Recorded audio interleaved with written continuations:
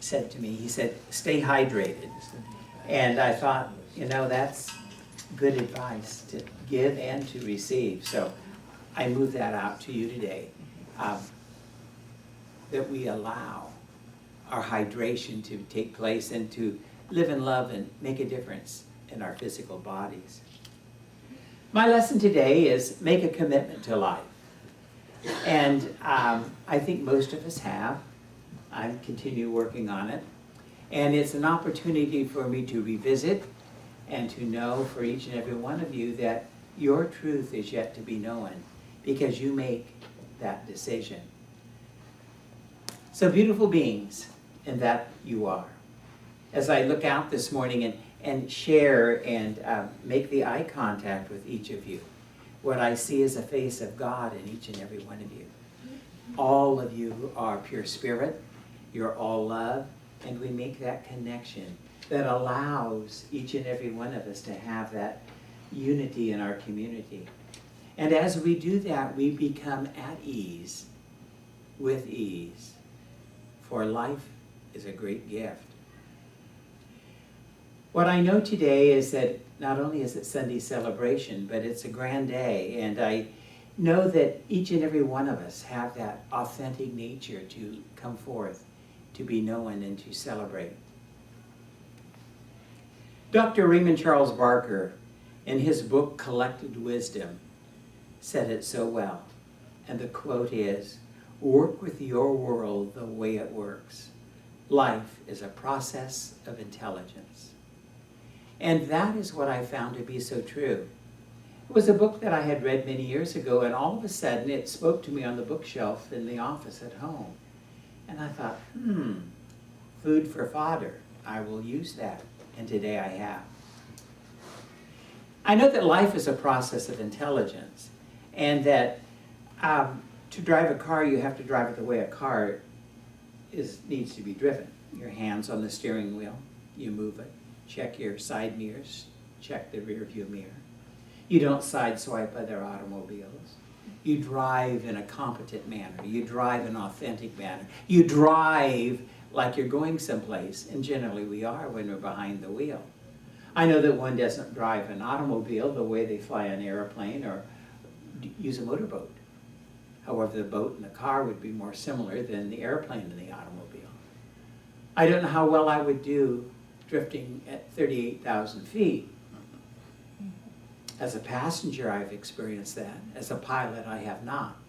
But all of it takes that mental conditioning. All of it takes that commitment to life to make it work. For the next few minutes, 20 or 25 minutes, I'll share with you how life can be lived according to the basic patterns of life itself. Life is such a template of good and joy, of all the good things that make it so special to each and every one of us. A basic belief of religious science, and in the many years that I have been in Science of Mind, Dr. Holmes, our founder of the movement and the author of the Science of Mind textbook, his definition of life is so perfect, for me at least, and I hope you'll concur, that life is the animating principle of being, that inner knowing that makes everything live. So we have everything that we need in our self-container. Everything that we need to know, we've been given. We come true to that. Our wisdom allows us to extract that which makes our life the joy that it is. I thought about that, and I thought, you know, that's very powerful. It's provocative, and it's our personal push toward living a life of choice and volition. Many times I've shared with you that over the years of Science of Mind, the greatest gift that our teaching gives us is the power of choice. It's more than no. We are allowed, by the very nature of this teaching, to be all that we choose to be. Last Sunday, Reverend Michael and I both spoke about entering into this new month And our word of the month is commitment. Well, commitment is all about life and how we do life and how we do our relationships in life. As we commit to a person, place, thing, opportunity, a desire, as we commit to anything that we put into mind, we make that connection. We make that connection to spirit, for spirit. And that desire is our word. And when we make our word known, we are moving in a direction of allness and wholeness. I like to think that we make a personal commitment. As we make that as our inner truth. And that inner truth is known by the way we live our life. And when we back it up, it becomes a personal contract. That personal contract is your word of truth, as you express it toward others, as you express it toward yourself, into all things that you do in life and all that you commit to. For example, I made a commitment to the Center for Spiritual Living, Greater Chico, to be here for a lesson today. My contract was to do a lesson, 22 to 24 minutes, and show up this morning. Well, in doing that, I made a commitment. So I did show up, and thankfully to my new hip, I'm standing up. I'm grateful for that too. And it was just on Thursday of this past week, the Physical Therapy Center called and said, you've been blessed with 4 more sessions of physical therapy. So I do my first one of the 4 series tomorrow morning at 8 o'clock. So I said, bring it all on, bring it all on. I'll make that commitment to wellness, to walking and doing the thing that takes me to the highest and greatest point in life. In order for this to be an accomplished commitment, preparation took a little bit of thought and a little bit of time. What I want to share with you is that last Sunday, when Reverend Michael took off for the airport, I thought, I have a couple of 3 hours that I can get my quotes and do some things and start on this lesson. So my commitment was made last week for this lesson. I knew that I was doing it. So my word of truth is expressing this morning.